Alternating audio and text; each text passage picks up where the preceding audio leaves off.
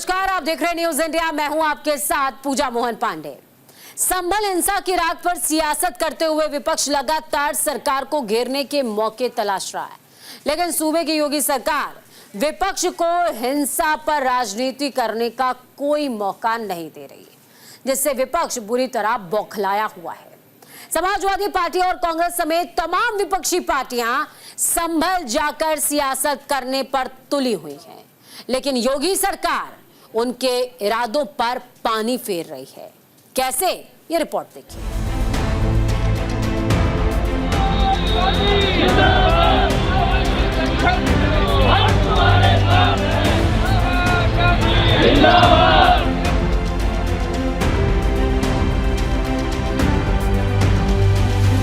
इन दिनों उत्तर प्रदेश का संभल देश की सियासत का केंद्र बना हुआ है। संसद से लेकर संभल की गली मोहल्लों तक हिंसा की ही चर्चा है। संभल हिंसा पर बयानबाजी के साथ साथ विपक्षी नेता लगातार संभल का रुख कर रहे हैं, लेकिन उत्तर प्रदेश की योगी सरकार संभल जाने वाले नेताओं के काफिलों को रास्ते में ही रोक दे रही है।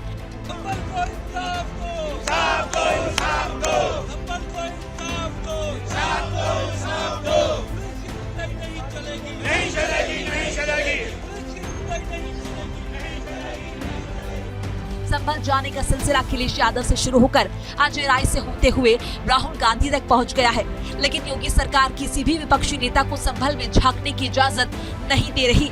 ऐसे में वहां पहुंचना और सियासत करना तो बहुत दूर की बात है।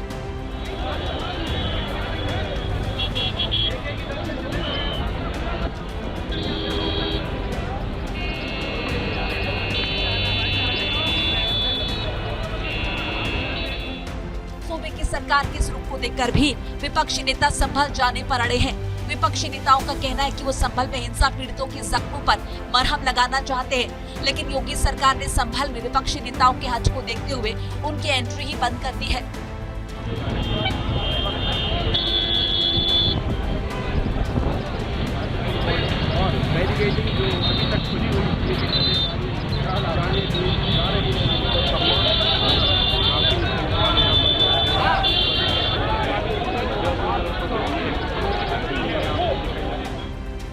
कड़ी में लोकसभा में नेता प्रतिपक्ष राहुल गांधी ने भी संभल जाने की कोशिश की। उन्हें दिल्ली यूपी बॉर्डर पर ही पुलिस प्रशासन ने रोक दिया।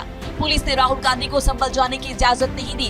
इसके बाद गाजीपुर बॉर्डर पर तकरीबन 2 घंटे तक रस्साकशी चलती रही। नेता प्रतिपक्ष के तौर पर पुलिस के साथ जाने के लिए भी कहा, लेकिन राहुल गांधी के लिए संभल जाने का रास्ता साफ नहीं हो पाया, जिसके बाद राहुल और प्रियंका को दिल्ली वापस लौटना पड़ा।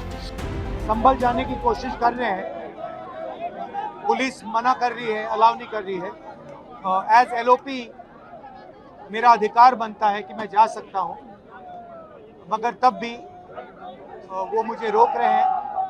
मैंने कहा है कि मैं अकेला जाने को तैयार हूं, पुलिस के साथ जाने को तैयार हूं, मगर उन्होंने वो भी बात एक्सेप्ट नहीं की और अब कह रहे हैं कि कुछ दिनों में अगर हम वापस आएंगे तो फिर वो हमें जाने देंगे। बता दें कि राहुल गांधी और प्रियंका गांधी वाड्रा उत्तर प्रदेश कांग्रेस के 5 सांसदों के साथ हिंसा प्रभावित संभल का दौरा करने निकले थे, लेकिन वो यूपी में एंट्री नहीं कर पाए। संभल जाने से रोकने पर वायनाड से कांग्रेस सांसद प्रियंका गांधी ने नाराजगी जाहिर की। नेता प्रतिपक्ष उनके संवैधानिक अधिकार होते हैं, वो बाकी लोगों से अलग होते हैं, उनको रोका नहीं जा सकता। इस तरह से उनका संवैधानिक पद है, संवैधानिक अधिकार है कि उनको अलाउ किया जाए कि वो पीड़ितों से मिलने जाए। उन्होंने ये भी कहा कि मैं अकेला चले जाऊंगा, यूपी की पुलिस के साथ मैं अकेला चले जाऊंगा, मुझे अकेला ले जाइए। वो भी करने के लिए तैयार नहीं है। पुलिस वालों के पास कोई जवाब नहीं है। शायद उत्तर प्रदेश की स्थिति क्या ये है कि आप इतना भी नहीं संभाल सकते, तो फिर आप इतना गर्व से क्यों कहते हैं कि लॉ एंड ऑर्डर आपने संभाल रखा है यूपी में। दरअसल संभल के डीएम राजेंद्र पेंसिया ने बीते दिनों गौतम बुद्ध नगर और गाजियाबाद के पुलिस आयुक्तों, अमरोहा और बुलंदशहर जिलों के पुलिस अधीक्षकों को चिट्ठी लिखी थी, जिसमें उनसे अपील की गई थी कि वो संभल की संवेदनशीलता को ध्यान में रखते हुए राहुल गांधी को अपने जिलों की सीमाओं पर रोके। इसके बाद गाजियाबाद के प्रशासन ने बॉर्डर पर मोर्चा संभाल लिया और राहुल गांधी को संभल जाने से रोक दिया। 10 दिसंबर तक सभी संवेदनशीलता और सतर्कता को देखते हुए न आए, इसीलिए रणनीति यही है कि 10 दिसंबर तक कोई न आए। एडिशनल कमिश्नर दिनेश कुमार प्रभु ने कहा कि जब तक संभल के डीएम नहीं कहेंगे तब तक किसी को वहां जाने नहीं दिया जाएगा। राहुल गांधी के दौरे को देखते हुए गाजियाबाद पुलिस की ओर से सुबह से ही तैयारी की गई थी। गाजियाबाद सीमा पर भारी संख्या में पुलिस बल को तैनात किया गया और बैरिकेडिंग की गई थी।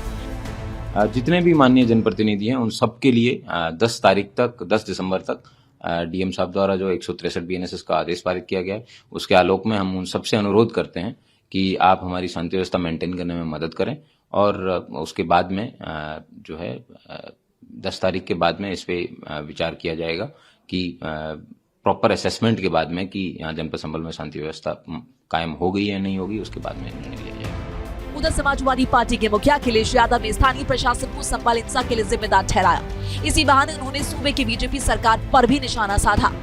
आखिरकार भारतीय जनता पार्टी की सरकार छिपाना क्या चाहती है? पहले दिन से ही इस बात को सबने कहा है। समाजवादी पार्टी का भी यही मानना है और समाजवादी पार्टी के साथ साथ आम जनता का ये मानना है, जो कुछ करा धरा है सब भारतीय जनता पार्टी के इशारे पर वहाँ के प्रशासन ने ये घटना की है।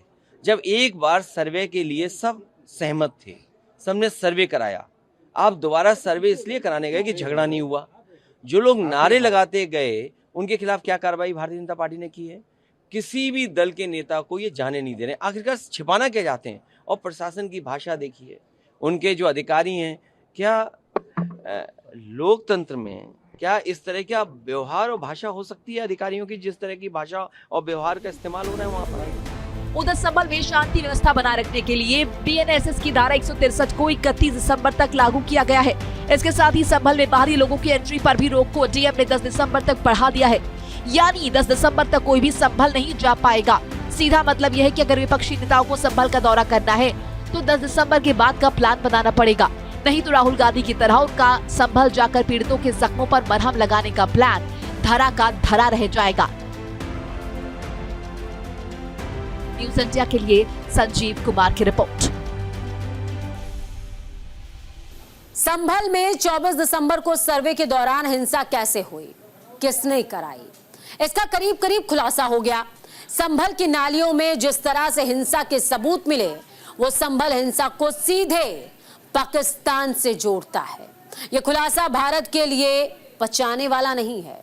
संभल में मिले सबूतों से समझा जा सकता है कि पाकिस्तान जम्मू कश्मीर में ही नहीं, देश के बाकी राज्यों में भी दहशतगर्दी कर रहा है, दहशत फैला रहा है। इसकी गवाह इस बार संभल की धरती बनी है।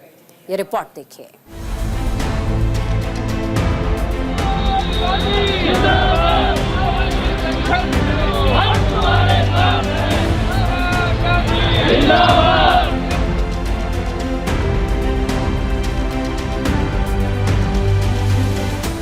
संभल हिंसा पर राजनीति के बीच जामा मस्जिद के सर्वे के दौरान भड़के हिंसा का पाकिस्तान और आतंकी कनेक्शन सामने आया है।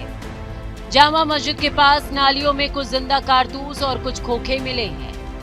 ये सभी मेड इन पाकिस्तान हैं।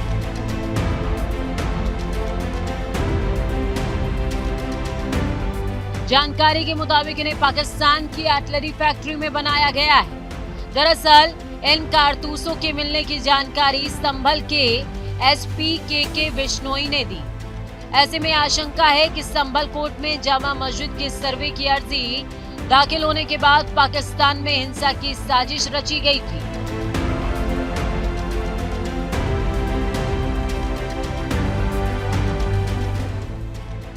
आशंका ये भी है कि दंगे के वक्त पाकिस्तान में बैठे आतंकी इसे कमांड कर रहे थे। फिलहाल मामले की जांच में अब एनआईए भी शामिल हो गई है। अधिकारियों की माने तो इससे पहले भी संभल में आतंकियों के होने के इनपुट मिल रहे थे, लेकिन अब इन कारतूसों के मिलने के बाद इसकी पुष्टि हो गई है। दरअसल संभल हिंसा के दौरान सुनियोजित तरीके से पथराव और फायरिंग को देखकर ही इसके पीछे पाकिस्तानी कनेक्शन का अंदेशा हो गया था। पाकिस्तान में बैठे आतंकियों के आका कश्मीर में पथराव कराकर अपने खतरनाक इरादों को अंजाम देते थे। कुछ वैसा ही संभल में भी हिंसा के दौरान देखने को मिला। संभल हिंसा की जांच के दौरान जामा मस्जिद के आसपास नालियों की सफाई कराई गई तो उसमें पाकिस्तान में बने हुए कारतूस मिले। संभल पुलिस के मुताबिक यहाँ मिले सभी बुलेट पाकिस्तान की ऑर्डिनेंस फैक्ट्री में बने हैं। ये सभी बुलेट दंगे के दौरान इस्तेमाल हुए थे, वहीं कुछ मिस फायर हो गए थे। समाजवादी पार्टी के वरिष्ठ नेता प्रोफेसर राम गोपाल यादव जी ने यह कहा है कि कांग्रेस औपचारिकता निभा रही है। मैं उनके बयान में को थोड़ा अलग रूप में कहना चाहूंगा कि कांग्रेस औपचारिकता नहीं, विवशता निभा रही है। और इससे बहुत स्पष्ट है, और विवशता इसलिए है कि इस मुद्दे पर न कांग्रेस के किसी नेता ने कभी कुछ बोला, न लिखा, न कुछ किया, और आज अचानक ऐसा प्रतीत होता है कि सिर्फ मीडिया आकर्षण पाने के लिए उन्होंने इंडी गठबंधन को साथ न रख पाने की छटपटाहट में यह कार्य किया है। संभल में पाकिस्तान में बने कारतूस मिलने को विपक्ष लगातार साजिश बताकर निशाना साध रहा है। वो लगातार सवाल उठा रहा है कि आखिरकार हिंसा के 10 दिन बाद प्रशासन को पाकिस्तान में बने कारतूस क्यों मिल रहे हैं। ऐसे में सवाल उठना लाजमी है कि आखिर 10 दिन बाद ही क्यों पाकिस्तान का हाथ होने की खुलासा हुआ। बता दें कि इसका खुलासा ना तो सर्च ऑपरेशन के दौरान हुआ है और ना ही तलाशी अभियान के दौरान इस तरह के कोई सबूत मिले हैं। हिंसा के 10 दिन बाद माहौल शांत होने पर इलाके की सफाई कराई गई। पाकिस्तान ऑर्डिनेंस फैक्ट्री के 9 mm के कारतूस का खोखा बरामद। नगर पालिका की टीम को नालियों की सफाई के दौरान 6 बुलेट मिले। एसपी के बिश्नोई ने मौके का मुआयना कर बुलेट मिलने की पुष्टि की। बुलेट मिलने के बाद सर्च ऑपरेशन व्यापक तौर पर शुरू किया गया। भारत में सिविलियंस 9 mm वाली बुलेट के हथियार का यूज नहीं करते। एक फायर हुआ POF 9 mm 6826, एक FN स्टार केस मिला है। भारत में सिर्फ पैरामिलिट्री आर्मी और पुलिस फोर्स को ही 9 mm पिस्टल मिलती है। एसपी के बिश्नोई के मुताबिक संभल पहले भी कई आपराधिक और आतंकवादी गतिविधियों का केंद्र रहा है। हिंसा वाले इलाके को सील कर SIT और खुफिया विभाग की टीमों ने जांच शुरू कर दी है। फिलहाल संभल के हिंसा वाले इलाके में ASP शिरीष चंद्र और CO अनुज चौधरी के नेतृत्व में सर्च ऑपरेशन चल रहा है। संभावना है कि ऐसे और भी कई सबूत मिल सकते हैं जो जांच में बेहद अहम साबित हो सकते हैं। नगर पालिका कर्मचारियों के साथ खुफिया विभाग की टीम और पुलिस की टीमें नालियों में भी जांच कर रही हैं। 24 नवंबर को हुई घटना को लेकर फॉरेंसिक टीम ने मामले पर जांच पड़ताल की। इस दौरान जमीन में दबे हुए कुछ खोखे भी बरामद हुए हैं। कल सर्च के दौरान एक POF पाकिस्तान ऑर्डिनेंस फैक्ट्री का 9 mm का फायर्ड केस मिला था। एक NF या FN स्टार लिखा हुआ एक मिस फायर्ड बुलेट भी मिला था, और एक विचेंस्टीन अमेरिका का एक फायर्ड केस मिला था, और 3 अन्य 32 बोर एवं 12 बोर के कार्ट्रिजेस जो भी हैं फायर्ड केस हैं वो मिले थे पुलिस को। पुलिस द्वारा सर्च ऑपरेशन है वो आज भी नगर पालिका की टीम के सहयोग से आज अमल में लाया जा रहा है, और मैं उम्मीद करता हूं कि जितना भी साक्ष्य जो हैं उनको कलेक्ट करके मेरिट के आधार पे विवेचना की जाएगी। संभल में हिंसा के दौरान इस्तेमाल हुए पाकिस्तान के कारतूस इस बात के पक्के सबूत हैं कि संभल में हिंसा के पीछे पाकिस्तान का हाथ है। तो वहीं हिंसा की प्लानिंग भी लंबे वक्त से चल रही थी, इसको भी नकारा नहीं जा सकता है। ऐसे में विपक्ष का हंगामा करना कहां तक जायज है? इस बारे में विपक्षी नेताओं को राजनीति से ऊपर उठकर सोचना चाहिए। हालांकि कई बार ये देखा गया है कि जब भी पाकिस्तान की दहशत की बात सामने आती है तो विपक्ष बिना शर्त सरकार के साथ हो लेता है। संभल हिंसा मामले पर भी विपक्ष को राजनीति की जगह कुछ ऐसा ही रास्ता अपनाना चाहिए। न्यूज इंडिया के लिए संजीव कुमार की रिपोर्ट। नेता विपक्ष राहुल गांधी भले ही संभल लोगों के जख्मों पर मरहम लगाने नहीं पहुंच पाए, लेकिन उन्हें बॉर्डर पर रोकने से विपक्ष की राजनीति में फिर से जान सी आ गई है। संभल हिंसा पर ही सही, लेकिन विपक्ष ने इस बार अपने असली तेवर दिखाए। यानी जिस भूमिका में विपक्ष होता है वो संसद के बाहर पहली बार नजर आया है, दिखाई दिया है। इससे पहले संसद में विपक्ष सत्ता पक्ष के सामने सीना तान कर खड़ा दिखाई देता था, लेकिन इस बार सड़क पर भी कुछ ऐसा ही हुआ। ये रिपोर्ट देखिए।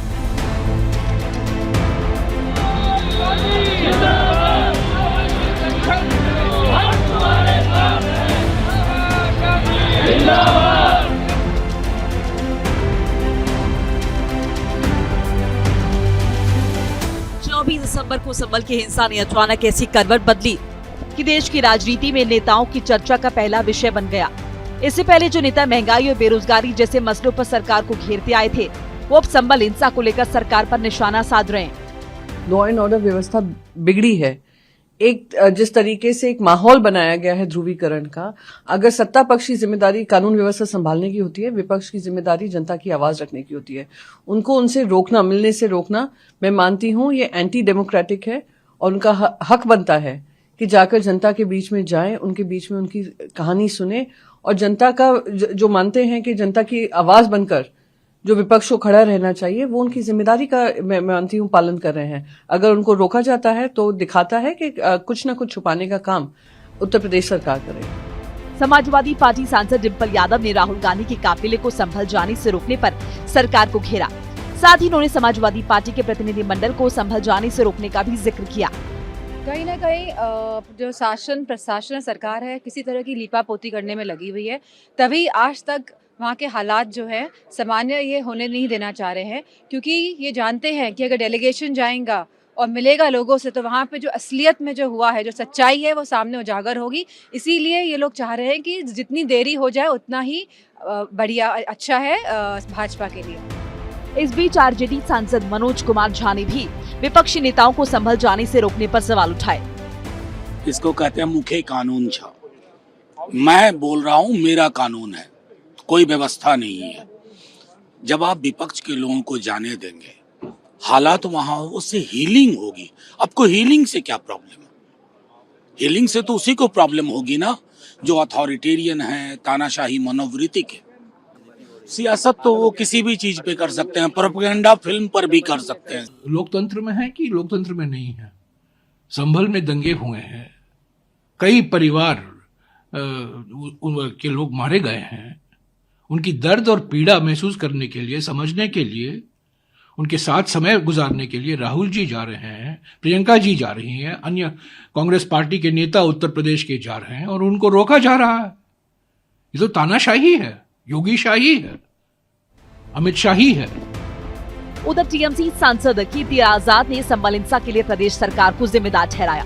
योगी सरकार पर निशाना साधते उन्होंने बीजेपी की नीति को अंग्रेजों की फूट डालो, राज करो से जोड़ दिया। माहौल सेंसिटिव क्यों होगा? सरकार उत्तर प्रदेश में किसकी है और वहां माहौल सेंसिटिव बार बार क्यों होता रहता है, वह भी चुनाव के समय? तो देश को जो यह तोड़ने की नीति है वो उचित नहीं है। ये अंग्रेज किया करते थे, डिवाइड एंड रूल। यह उचित नहीं है। हमारा देश है, हमारे देश में हर संस्कृति, हर धर्म, हर जाति के लोग एक साथ रहे हैं, ये हमारा इतिहास रहा है। उस माहौल को खराब करने का प्रयास किया जाता है। केंद्रीय मंत्री गिरिराज सिंह ने राहुल गांधी के संभल दौरे पर करारा प्रहार किया। उन्होंने संभल टूरिज्म कहकर राहुल गांधी पर निशाना साधा। साथ ही नेता प्रतिपक्ष के अधिकारों को लेकर दी गई दुहाई पर जवाब दिया। एलओपी है, कानून का सम्मान करना चाहिए। 10 तारीख तक वहां सबको रोक लगाया गया है, फिर भी राहुल गांधी अगर जा रहे हैं तो लगता है कल अखिलेश यादव आगे बढ़ गए संभल पर बोल करके, उसी की खाना पूर्ति करने और पॉलिटिकल टूरिज्म करने। जब से ये हरियाणा और महाराष्ट्र हारे हैं तब से इनमें बौखलाहट है कैसे सत्ता आ जाए और मुसलमानों का हम सबसे बड़ा मसीहा बने। ये सबसे बड़ी दुखद घटना है ये चौंकाने वाली घटना है। ये अखिलेश जी राहुल गांधी को जानने वाली घटना है कि वो भी पाकिस्तान का कारतूस मिला है। इससे साफ जाहिर होता है कि संभल में आतंकवादियों का जड़ है। इस तरह के बयान हिंसा पीड़ितों के जख्मों पर मरहम लगाने का काम कम, उन्हें कुरीदने का काम ज्यादा कर रहे हैं। इसीलिए संभल हिंसा को लेकर बयान देते समय नेताओं को ध्यान देना चाहिए कि उन्हें कानून का भी पालन करना है और जनता की नजरों में खोई हुई इज्जत भी वापस पानी है, तभी वो अपने मकसद में कामयाब हो पाएंगे। न्यूज इंडिया के लिए संजीव कुमार की रिपोर्ट। फिलहाल इस खास प्रस्तुति में इतना ही। मुझे और मेरी टीम को दीजिए इजाजत। नमस्कार।